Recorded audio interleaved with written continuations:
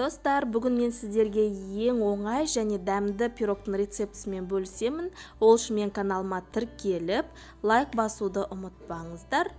Ал ендеше бастайық. Ең бірінші бізге пирогты дайындау үшін 2 жұмыртқа керек болады.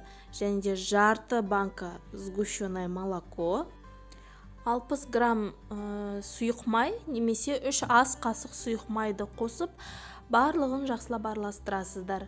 Және де 180 грамм ұн, 1 пачка разрыхлителіңізді қосып, барлығын жақсылап араластырасыздар. Және де духовкаңызды қыздырып қоюды ұмытпаңыздар. Листіңізге пергаментная бумаганы төсеп, менде форма 22 диаметрлік форманы қойдым. Және де дайын болған қамырымды осылай жайып шықтым. Пеште 180 градуста 15-20 минутта өте тез және де оңай 15-20 минутта дайын болатын пирогтың рецептісімен бөлісіп отырмын. Міндетті түрде жасап көріңіздер. Пирог мүлдем шықпайды дейтін кісілердің барлығында жақсы болып көтерілетін болады, ортасын барлығы пісетін болады. Міндетті түрде жасап көріңіздер, әсіресе таңғы аста немесе кешкі шайға өте дәмді болады.